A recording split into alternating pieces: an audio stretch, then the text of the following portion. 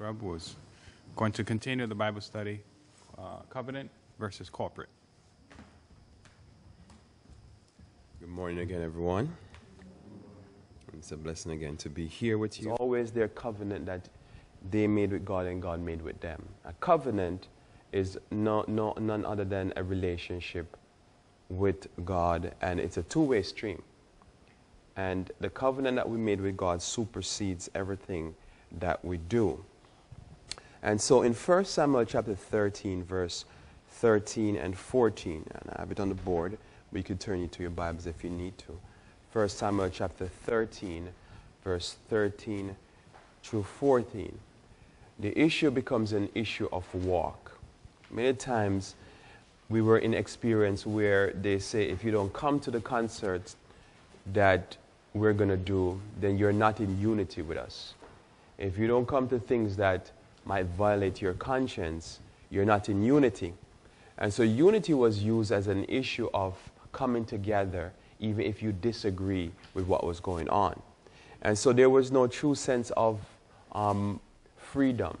And remember, the gospel makes us free. It doesn't make us free because of unity. It makes us free because it gives us truth. And upon those truths, we become free. We're free to serve God according to the dictate of our conscience. And many times we found that our conscience were violated because we were in a pack, so to speak. We're in a groups where we would have to do things that the Bible did not endorse, the spirit of prophecy did not endorse. And there was always a question of, what about my conscience? What about my freedom? What about my covenant with God? What comes first, the corporation or my covenant? What comes first? What comes first in my support? Do I just take all my tithe and send it to ungodly pastor? Do I send all my tithe and my offering especially? Because if you're in a corporate church, you know that almost twice a month offering is collected for some entity that is linked to the general conference. It could be Oakwood, Andrews, Loma Linda, wherever you are, that's what they collected. What if I'm in disagreement with those institutions? Should the church offering goes there? Should my offering go there? Any loose offering, should they go there? What if I'm in disagreement with these media ministries like, Faith for Today and all these ministries that they're just basically a shell or a taxidermic job of what the gospel used to be preached from them? Should my money be taken and sent there? And all these different questions, almost every 2 weeks there's one of these issues come up. And the church as a body cannot decide, the individual church, that they will not support these ministries anymore, because these ministries have become fallen ministries. And so if you take up like your Visitor or whatever magazine you receive, you will see in those magazines it says health ministry. Then when you go to the health ministry section and you read, it only talk about drug medication, but they use Ellen G. White quotes to say that that's the true health ministry. What if I don't want to support those health ministries anymore? What if I believe that the ministry that we're supposed to be doing is preventative in comparison to drug medication? Do I have a choice? And so freedom becomes the issue, and my conscience becomes the issue because it's consistently violated because I'm with a corporation that say one thing, like what Christ says, but does another. Christ said, do not do like the Pharisees, because they say, but they do not do. And so what do you do? And that's the issue that each and every single Adventist has to come to these questions. Do you follow the Bible, or do you follow God? Who did you commit to? Do you commit to the corporation, or do you commit to God? Who is going to take you to heaven? Is it God going to take you to heaven, or the corporation going to take you to heaven? Because the corporation is definitely in rebellion against God. And when I say the corporation, I keep emphasizing the corporation, because they say what makes a church is the 27 fundamentals. Doesn't make my belief system. Belief is mental. What makes the church, when it comes on to what they're calling the church, is what the corporation does. And if it's in rebellion, it's an organized rebellion. An organized rebellion is one of the worst. So in 1 Samuel chapter 13, verse 13 and 14, it says, "And Samuel said to Saul, Thou hast done foolishly. Thou hast not kept the commandment of the Lord thy God, which he commanded thee. For now would the Lord have established thy kingdom upon Israel forever." Whose kingdom? Thy kingdom. This is very important, because there's Israel and then there's leadership. There's the house of David, the house of Jesse, as it was called first, and then the house of David, and then there's Israel. Who is Israel? The people. It's the people. Right? Well, yes, originally, yeah, you're right. Yeah, I'm with you. I'm not wrong or right, but yes, Jacob, but Israel, the people, right? It's the people. Who's God's people? Those who are in the church, those who believe. But what is it? It's a total separate entity. What was Saul? Before his conference fell, or his general conference fell, it's just one family, and he was the leadership. And God says, I want to establish you over these people because I always have leaders over my people. Heaven has hierarchy. Is that true? Heaven has a hierarchical system. There's angels with 6 wings, there's angels with 4, there's angels with 2, and so forth and so on. There's always a system and a government. God governs. There's no church that's going to be free to do whatever they want to do, because God always have leadership and order and system. That's Bible, that's heaven, and we're going to have to live with it for eternity. So 14 says, but now thy kingdom shall not continue. Does that mean Israel stop being Israel? No. It doesn't mean Israel stop being Israel. This is one of the things you have to settle in your mind. God's going to always have a people. What the leadership of that people is, it depends. As Ellen G. White said, in the last days, those great men will not be head of his flock. It's always going to have a flock. It's always going to have a church. You can't be saved unless you're an Israelite, quote unquote. Because God says he grafts the Gentile into the stock. So when somebody says, well, I'm a New Testament Christian, you're lost. Or if you're saved, it's only by the mercies of God, because you're in rebellion. Because you have to be grafted into the Jewish system. There's no other system but that system. Where do you learn the Bible from? It's only Moses. Somebody say, oh, well, Sabbath was, Moses gave the Sabbath. Well, Moses gave everything. How do we understand creation? From who? Who do we learn it? From Moses. You have to be grafted into that stock. So when somebody says, well, why do you keep the Sabbath? Because I'm grafted into that stock. Just like how Jesus Christ was a what? A Jew. You grafted into that stock. But now thy kingdom shall not continue. The Lord had sought him a man after his own what? Again, is God's heart holy? Think about it. Don't let the pastors confuse you. If your heart is like God's heart, what does that tell you about your heart? It's pure, right? It's holy. Right intentions, love towards others, looking for the truth, looking to bless people. Is God a shepherd? Yes. Is David a shepherd? Okay, so I'm looking for a man after what? His own heart. And the Lord had commanded him to be captain over his people, because thou hast not kept that which the Lord commanded thee. Again, no matter what any one of us say or anyone outside of us say, at the end of the day, there's always going to be a splinter in Israel. Because there's always going to be people say, I don't listen to that, I'm gone. I'm going to go to that group or that group. You will not stop it, because the problem, we're trying to shepherd people based upon unity, and solely unity, not based upon the truth. You don't unite people around the concept of unity. You unite people around the concept of truth, or true teaching. In Acts chapter 13, verse 22. Acts chapter 13, verse 22. Acts chapter 13, verse 22. And when he had removed him, he raised up unto them David to be their king, to whom also he gave testimony, and said, I have found David the son of Jesse, a man after my own heart, which shall fulfill all my what? Is that speaking about a human being? I mean, human beings can be so disappointing. They can disappoint you so much. They can make you feel so much like says all human beings are a failure. But what does the Lord says about David right here? That he shall fulfill all my will. So the question with our experience with God and our covenant relationship with God is, can a man fulfill all of God's will? Should we sit in churches and say, well, we're going to ignore the organizational instructions that God gave us? All we're going to do is just say we believe in the doctrines, but everything organizationally, how we should do church, how we should conduct ourselves, we're going to ignore, because, we're nothing but sinners. Why do we have this as a principle, or as some type of law in Adventism? Because the conference, they're in rebellion. Why are they in rebellion? Why we continue to support them? If Oakwood has gone the way of hell, why don't we just say cut the funds off? Why am I forced to continue to support that institution? Because I'm part of the true church. And so this becomes the question. I don't think Moses would support. And I could just start naming every prophet in the Bible.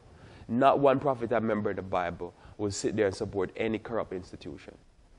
They would not work for the breaking down of the institution, but they would be there supporting it. Say, let's put more money into it, because probably the solution to it is money.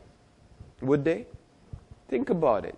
So why are we forced to? The only thing that makes us forced to is that there is a corporate document. And this is why the issue, why Ellen G. White says, the founding father says, we're afraid of this. Ellen G. White said, we have to put together a corporation because it makes the work easier. But they say we're afraid of it because we know what happened, because Satan always comes into it and destroy it or destroy the message. There are two types of relationship, a covenant and a corporate. God's people are always those who believe and honor the covenants that he made with them.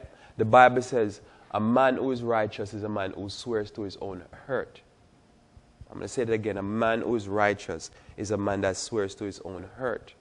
That means you say, my wife, I say, until death do us part. And, some people says, after they get married, they didn't know it was going to be that bad. And they want to get out, right? But you already swear. And so guess what happens? You have to stay in that marriage because you swear to your own hurt. And it might be painful, but guess what happened? You have to be righteous because you said you're going to do it before God and before man. You need to keep the covenant. Amen. So, it's supposed to be a smile. That doesn't sound happy, right? It says, like a marriage, it is the honoring of the covenant that keeps the marriage happy and healthy. Amen?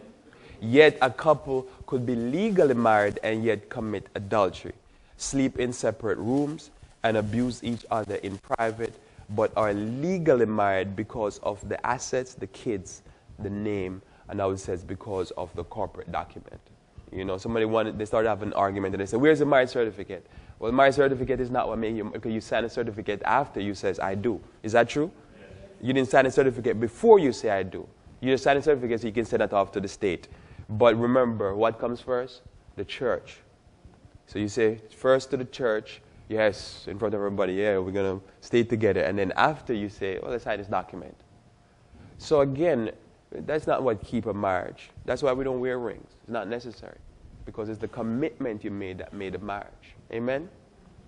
And the commitment we made is what make us our connection with God. Is that commitment, what we committed to, what we believed in, what they preached to us. I remember talking to the pastor that basically made us decide to leave the corporate church. And I said, you guys lied to us. You told us a lie about the corporate church, that you are all fake. I said, you lied to us to get us to come into the church. You told us that this is a true church. You told us that says you follow the spirit of prophecy. You told us that when we're getting baptized that we must believe in the spirit of prophecy because she's a true prophet, and you all don't believe in her. You all are liars. Is that what happened? We told that we belong to a worldwide church. This church is splintered. This church is independent atoms. You don't have no control of what goes on at Oakwood or Andrews or anything, and yet you're forced to take their pastors. Is that what happened? Yeah, the church is independent atoms. Don't let the corporation fool you. You'll see somebody sleeping with somebody else's wife, but they still live in the same house, and they're still old and say, we're married, we have the same last name. But you're sleeping around. Are you really married? Or is it just the corporate document that's keeping you together? Think about it.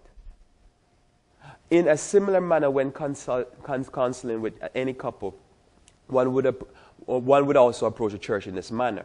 One would try not so much to focus on who did what, but on how to move forward by going back to the covenant that they made to each other before God. Remember, also part of the covenant relationship in marriage is also to be happy, right? To work for the other person's happy. Is that happiness? Is that right?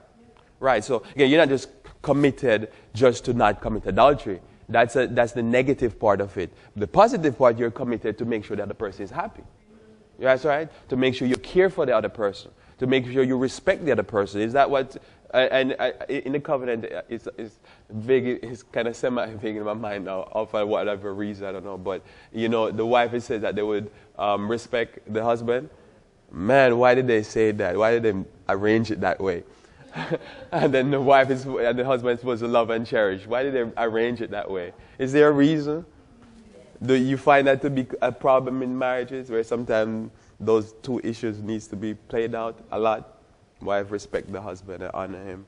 So husband's supposed to love and cherish the wife, treat her gently. Is that true? Amen. Resounding amen. Amen. All right. So, but we're going to go back to, because Paul does this. When he's talking about the church, he talks about what? Marriage. So we always have to look at the church in that sense, because that's what the Bible always teaches. So he says, by going back to the covenant to each other made before God when they were young and what? Look, when we got married into the church, we were what? Young. It doesn't matter what age we came in church. We were what? Young and in love. And you know what happened? Because we're so much in love, we just kind of closed our eyes and didn't say, wait a minute, let me ask you this. Explain to me the system you have. Because you say you have a worldwide system, you have one of the best systems in the world. How does it really work? You all together like how you say? Because we don't ask those questions when we're getting baptized at first. Is that true? We kind of just jumped in the water and happy we found the truth. We found the world church, we found God people. And I believe we did find God people, so to speak, because of the belief system and so forth. But many times it was done a little bit naive, and we just jumped in because we were what? Young and in love. And then after a while we started finding out, wait a minute, some of these books here, they're saying things in these books, those little brown books or red, they always say what, red cover books, or whatever those books are. They're saying things that these guys are not doing. They're not really doing these things. And I thought that's what they told me. We're all about these things. And the Bible is saying things, and I don't hear my pastors preach the things in the Bible. What's going on? They probably were too young and too in love. But I believe in young love. The Bible said that's what we need to have. That's the truth. It says this couple, with looking at the situation that if left unresolved will stand in their way of happiness and health. And so it is with marriage and church. The moment the corporation rules put limits on my covenant relationship, then there is a problem. Any rule that they put on my relationship, that's going to affect my relationship. I have to choose my relationship with God over the corporation, because they have made me have to make a choice. Remember with Babylon, they said they need to bow down to this idol. No, they came and they present themselves. But they couldn't go no further because the rules they have made is not the rules that the Bible has made. We're told we're not supposed to have dancing and drumming and all these things in the church. So if my church vote, there's on a local church level now vote that they want to have all that party going on in church. They have now put a wedge between the Bible and the church that I'm going. And I have to make a choice at that point. Do I continue in that praise and worship, or do I follow the Bible?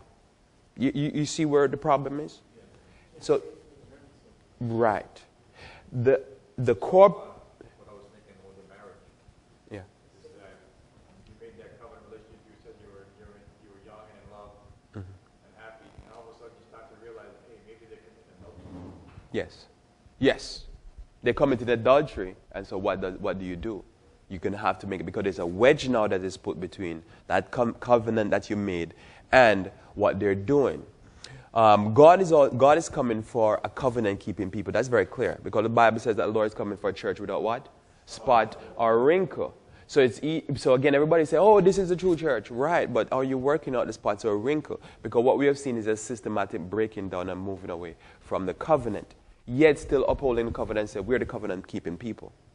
And either we're going to hold the church accountable, which I believe that's what we ought to do, or we're going to just open arm and embrace it and say, we don't care. Because it's God's church and it's going to carry through.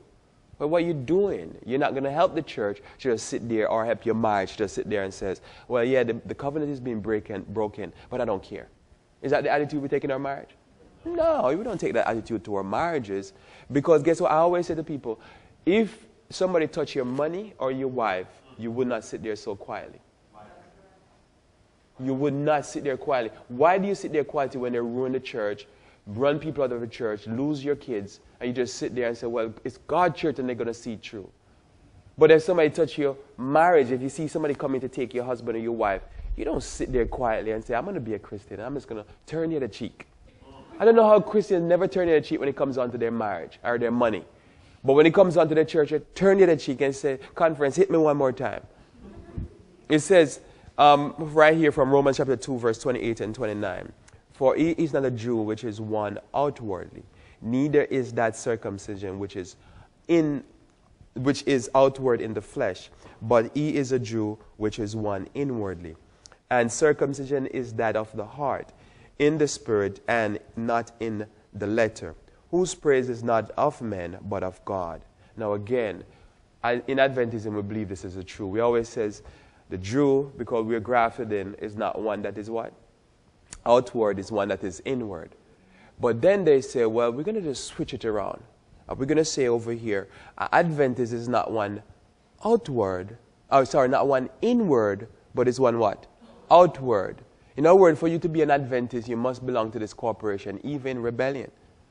But it was never so in Israel. A Jew was always a Jew based upon what?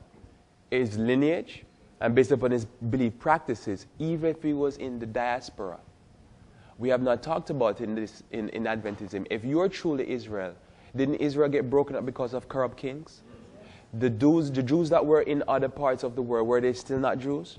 What made them Jews? It wasn't the belief system that they have and their connection to Israel or to the true worship system. But they say no.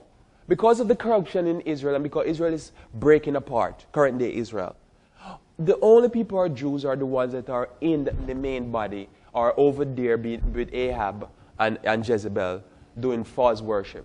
Those are the only true Jews. But in Israel, was there a time when Ahab and Jezebel ruled supreme and God's people were in hiding? When the Lord said to Elijah, says, I have 7,000 who have not bowed the knees to Baal, are not kissed him. Let me ask you this. Where were they? In hiding. They were in caves. They were running crazy from Ahab and Jezebel because he was trying to kill them. So people always say, oh, no, there's 7,000. You have to ask the question, in the corporation or outside? Because if you can't use that text, might as well I was just said, not use that text, because if you do, you find that says there was probably one or two inside. We know one of the person inside was Ahab, doorman or butler. You know, he fed the prophets that were in the cave. So we know the majority was not inside, right? The majority were outside. And again, I'd like to ask BRI, any of them out there, show me where the majority were in the system, or in Israel, or not in hiding. Amen. Amen. So again, they say they are PhDs, but they cannot understand simple things in the Bible. Yea, so have I strived to preach the gospel, not where Christ was named, lest I should build upon another man's foundation. Part of our relationship, we're told that God's people is a movement.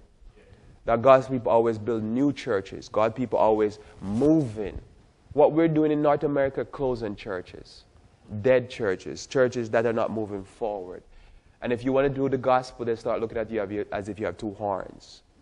And if you talk about church planting, like Brother Jose or Elder Jose did the presentation, if you talk about church planting, they say, oh yeah, we're going to do cafe church and library churches and liberal churches with praise and worship. Is that what you're hearing?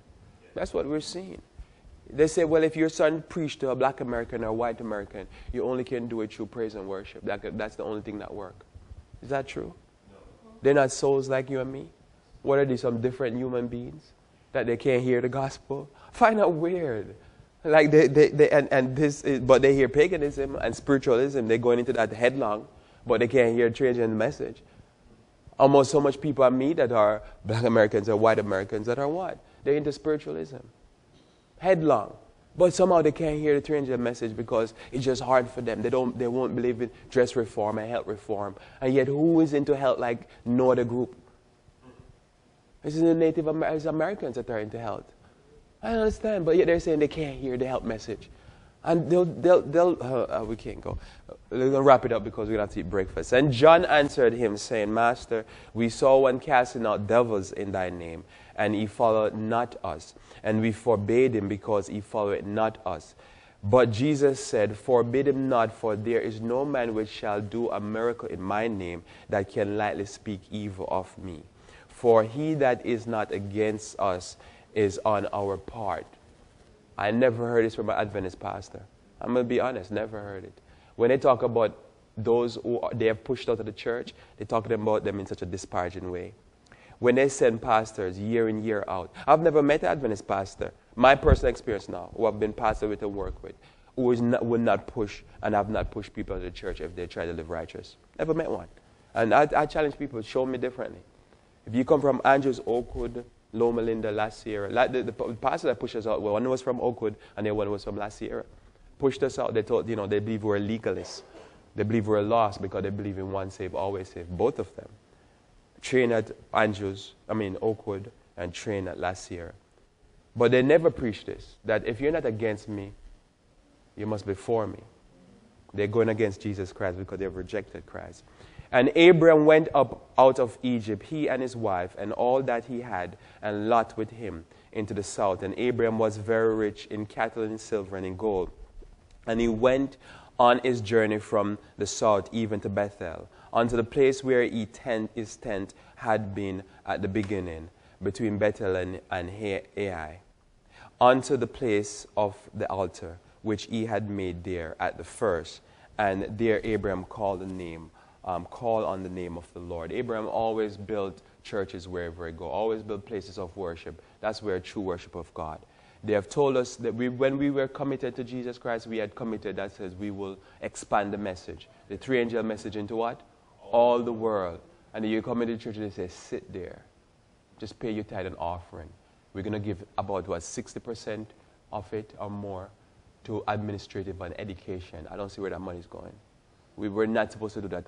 They shut down all the different missionary projects. Now you have to have independent ministries doing missionary projects.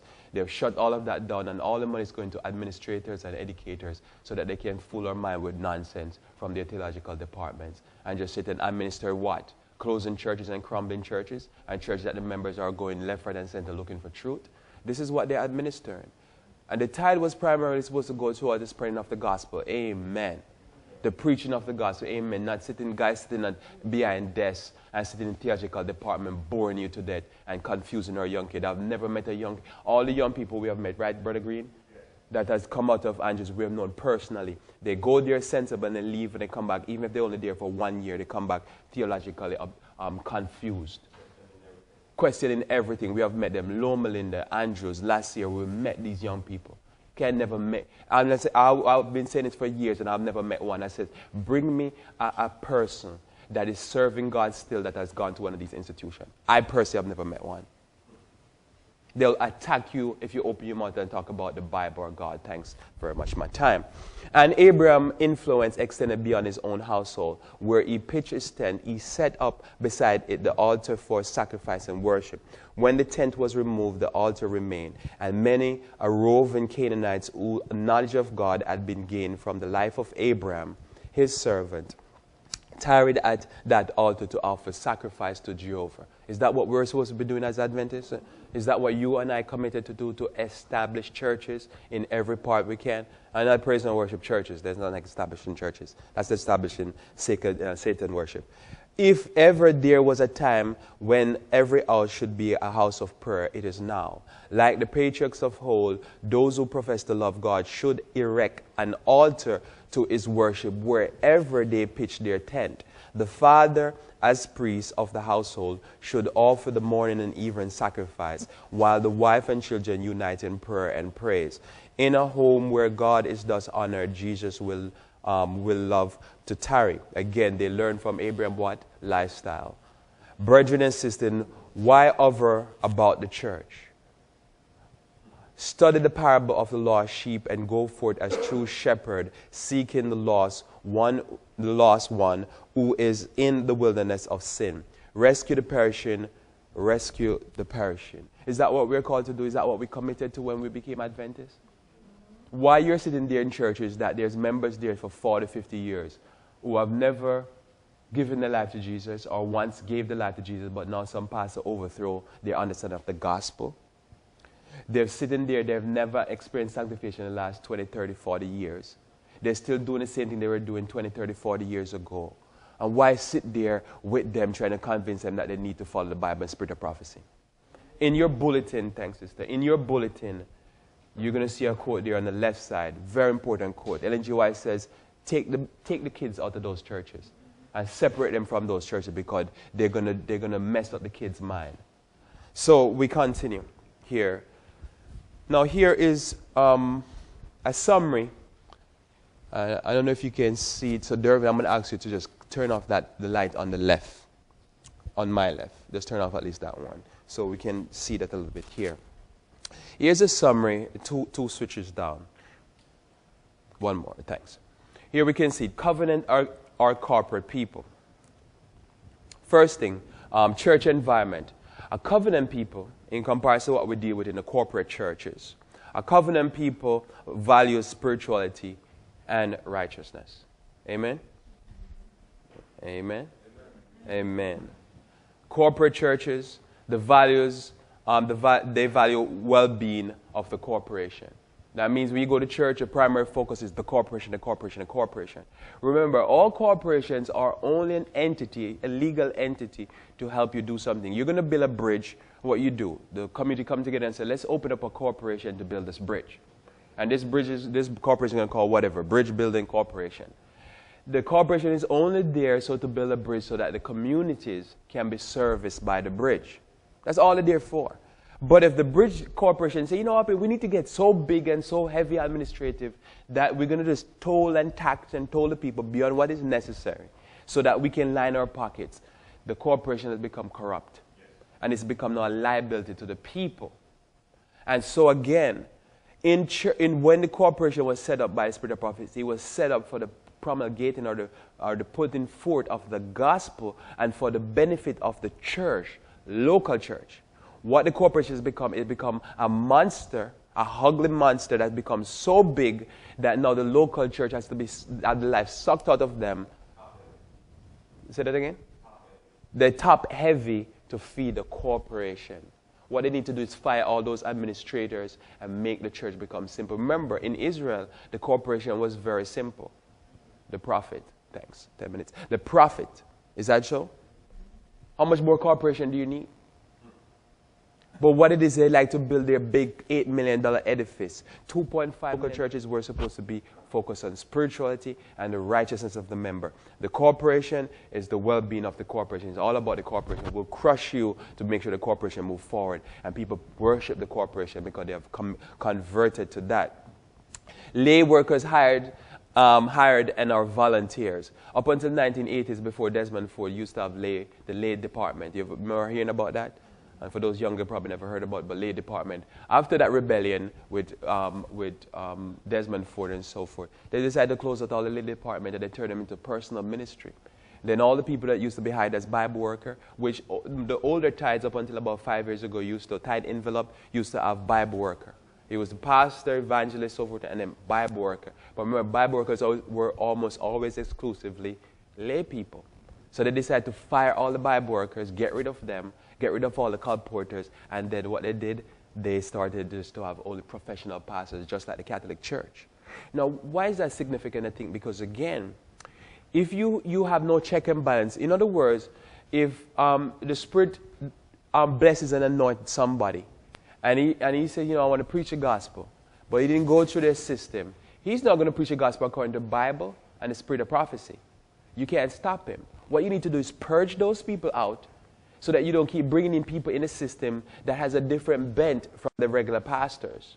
And then bringing only people that has that bent because they've been brainwashed at Andrews and brainwashed at Oakwood or last year. And they come out now with that one save, always save, and that's all they're going to preach. And you can have a systematic system. Does that make sense? You see what's going on? Did you observe that in the 80s, that change had happened? Okay. And so, again, lay workers are on their own, idle in the marketplace. Matthew chapter 20, if you read that chapter. Lay workers are on their own. If you want to do the gospel in the system, you have to be there trying to figure out that thing. There's no systematic system for somebody to be anointed in the Adventist system. And that's what happened to the Catholic Church, and it died. Because what you have is now you only have a professional ministry.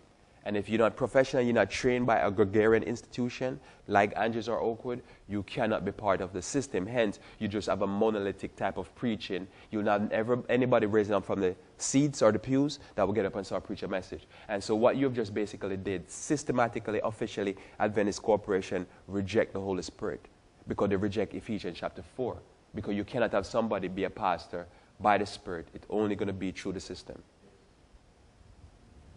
Temperance, message, and sanitarium is the covenant that we took. In the system, you have hospital, long-term drug treatment. They don't look at drugs as something that can be used per se if a person is in emergency. You know, the person have pain that you need to shut the pain down so that they don't go into some type of shock. They don't look at that. They look at it, you can use it 20, 30 years. Let's go to GE and buy protein treatment for cancer. We're not going to try to tell the people to change their diet and lifestyle. We'll come to our hospitals, we give you coffee, we give you all kind of stuff that's going to cause the cancer, and then we try to get rid of the cancer. That's officially, that's not me now saying, I'm trying to talk as calm as possible because I'm trying to say this is just all reason. This is what's going on. That's what's on the ground. They've rejected officially the temperance message. While 60% of Americans are dying from lifestyle diseases, while most of the operation they're doing would simply be changed with just some water, with some herbs, some exercise, but they don't tell them that. Because they tell them that, and if you want to do that in Adventism, what you have to do, you have to set up some independent, nebulous type of operation and say, okay, we're going to preach the health message. But they will spend all their money that they collect from us on drug medication, a hospital system. Overcome and no guile. That was our message. No guile in their mouth. 144,000. Whoever used to hear things like this. Now what? That's covenant. That's what you're committed to as a Christian. But now what we have is a corporation, sin until Jesus comes. Is that what's going on? That's what they're preaching, because you can't really get no power. Christ has no power. The gospel has no power. The Holy Spirit has no power to make you overcome lying. You're going to be lying until Jesus comes, even if you put people behind bars. And you're going to put people, you're going to send them to an untimely grave because you went to the court and lie on them that they killed somebody. And then they go and they give them the lethal injection. And Christ is going to save you because you're weak. Going to save you for the hellfire. The gospel order. In other words, our church used to be organized. Officially, this is heavy in the Bible, spirit of prophecy. Especially when you go into, like Ephesians and so forth, that used to have deacons, elders. You know the word even deaconess is not even in the Bible. Deacon, elders, and then most actually teachers, pastors, evangelists, prophet, apostles. That used to be the biblical order, gospel order, thanks. Gospel order. They've rejected officially by the General Conference system. This is official now. Gospel order churches. The churches are run by the pastors. I was surprised that up until the 1980s, the pastor would not sit on the board officially, would not sit on the nominating committee, would not sit on now it's official in the manual. Pastor sit on every single board. Nothing moves, happen in the church without the pastor's consent. That is Catholic in the fullest sense of the word. That's official. That's not my opinion. That's just reality that you see. Gospel orders were the covenant relationship you find in the Bible. You don't find no the church system, local church system in the Bible than gospel order. Also, you could be a pastor and not fulfill the criteria of Timothy chapter 3, where it talks about the elder. Most pastors will not, if you're required for them to say you have to be the husband of one wife, now you could have female pastors, so that's gone through the door. But again, the husband of one wife, take care of their home, so forth and so on. If that was a criteria for pastors, they would all be fired right now. They've rejected that system. You could be a pastor and not fulfill the eldership role. You could be a hippie and be a pastor. It says kingly authority over local church by pastors. Again, they rejected gospel authority, and the pastor is now king. We were told before we leave the corporate church that if the oven blow up, the toilet is clogged, so forth and so on, you don't call the plumber if the toilet is clogged. The first person you call is the pastor. And then the pastor gives you the okay, the go-ahead to call the plumber. You can just pick up your phone and call the plumber. You have no authority to do that. The pastor does that. And that's what the secretary of the New Jersey Conference told us. You cannot call the pastor. You can't do anything. If the church is on fire, you don't call the fire department. You call the pastor because he's the CEO. They didn't say that one. And I guess we forget to ask that one because how ridiculous it sounds. And he told us that the pastor is the CEO of the church. Those are the exact word he told us. The pastor is the CEO of the church. And this is kingly authority. And if you read the Spirit of Prophecy, you see this is not what we committed to as a church. It says blueprint evangelism, where we do a systematic teaching of the people. We don't baptize people because we're baptizing them. Evangelistic meeting and music. And there's nothing wrong with evangelistic meeting, but the focus about the evangelistic meeting is to get people in droves in the church, pack them up, and then a year later they all leave. And music program. You do more music program, people will baptize. Dress reform and modesty. And again, dress reform and modesty, if you do dress reform and modesty, you're looked upon as a legalist, or what we have over here, jewelry, makeup, immodesty. Church planting, closing churches and planting churches worldwide. Again, there's churches, people want to come into the message and they're not even focused on getting these people churched in churches, set up in churches. In foreign countries, in America, they're closing churches all the time. There's a church that is about 5 miles away from here or so in Hope that closed last September, I think it was. The church that we used to go to is down to 4 members. And there's churches, even New Jersey, different places, they're just closing the churches. And they're not working to build the churches up. And that's what that's not what we're committed to. We're committed to a worldwide movement, a worldwide church. And again, one has to ask them question, am I a covenant-keeping person or am I a corporate honoring person? Bible, spirit of prophecy, doctrines, silence. Again, somebody said, no, we have it on record at the GC that we believe in these fundamental beliefs. Don't be like a Catholic church. You go into a Catholic church, the priest is preaching about not molesting little boys, and homosexuality is wrong. But if you listen to the Catholic Church from a corporate level, all they harp on is no abortion, no homosexuality. But what did they do? What did they do? Who are the people doing the abortions? Catholics? Adventists, right? What did they do? What is the practice? So again, silence in the church. My thing is what is being preached on that pulpit. Because if you have a once saved, always saved pastor, he will not preach the Bible. He will only preach Galatians and Thessalonians. And one of the other books that we're studying currently in the Sabbath school lesson. That's all they know. They don't know no other book. Because those are all the books that you can seem to twist to try to overturn the gospel in the rest of the Bible. So again, Bible, spirit of prophecy, and doctrines. And somebody don't tell me what the General Conference is saying or what the General Conference president is saying. What is his minions saying in the local churches? This is what we need to hear. And so again, you sit in that local church, you could be there. Many people, they've been there 7, 10, 20 years. And they say, you know what happened? We saw a preacher. They say, I used to hear that thing preach. They say, I used to hear that, but we don't hear that preach anymore. Silence.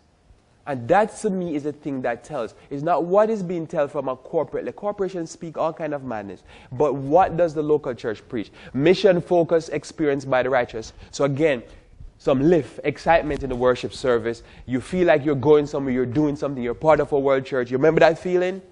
Dead. What happened now in the local churches? Hopelessness, emptiness in their experience. So you sit there and you see somebody just looking out into outer space while still in church because they're hopeless and they're helpless. And they feel like church is somewhere you just come, you take part in the mass and midday service, and after the mass is over, you go home.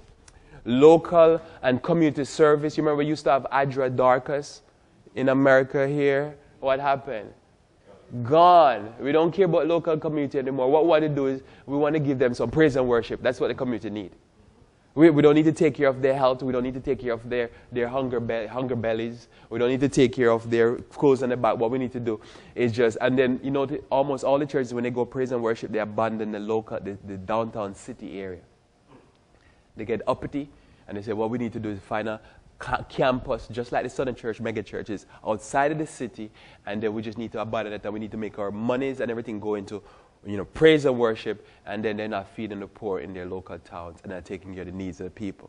And have you seen that trend? Yes. Okay, you've seen that trend. And so we've seen it, and churches could be vibrant, dealing with the poor, dealing with those who have lowly estate. That's what Paul says we should associate with. They reject it, and they say, we're going to associate with the rich. But then I say, when you build your church for the rich, then they don't come. Almost there. Ministry or ceremonial. The pastor's primary role, and all evangelists, teachers, whatever, was supposed to minister to the needs of those who are sick. They were supposed to be the good Samaritan. We have gone just like the Pharisaical system. The guy's there on the ground, he's dying, beaten up by thieves. Is that what sin does to us? And what the Pharisees did? Walk past. Everybody that was in the ministry or work walked past the guy. What did Jesus, represented by the Good Samaritan? Help the guy.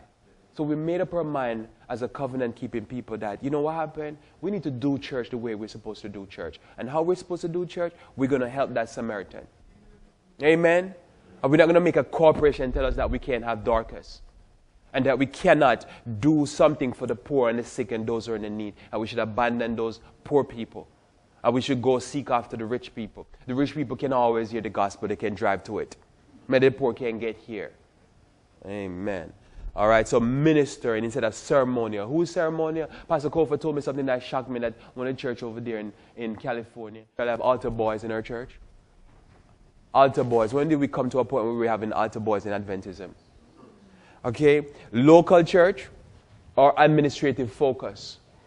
The church has become switch. NNGY said the church is the members. They say now the church is the corporation. The church used to be the members here, the corporation serve the members. Now they switch it. The members serve the corporation. And it's all about the corporation. We want to put the focus, and tomorrow we're going to talk about that to close, that the focus is going to be switched back to where the local church is served and not the corporation. The members are ministered to and not the corporation. And so, in closing, I want my brethren to begin to understand something for themselves. God alone, by the quickening, vivifying influence of His Holy Spirit, can enable men to distinguish between the sacred and the what? The covenant and the corp. God alone can make men understand that working on regular lines has led to irregular practices. God alone can make men's mind as they should be. The time has come when we should hear less in favor of the regular lines. If we can get away from the regular lines into something which, though irregular, is after God's order, it may cut away something of the irregular working which has led away from Bible principle. We need to make up our mind. We will be going into something irregular. Somebody will say, well, what you're doing there with the covenant church is irregular. But we say we'll stay irregular. But we will go back to Bible principles. May God bless you.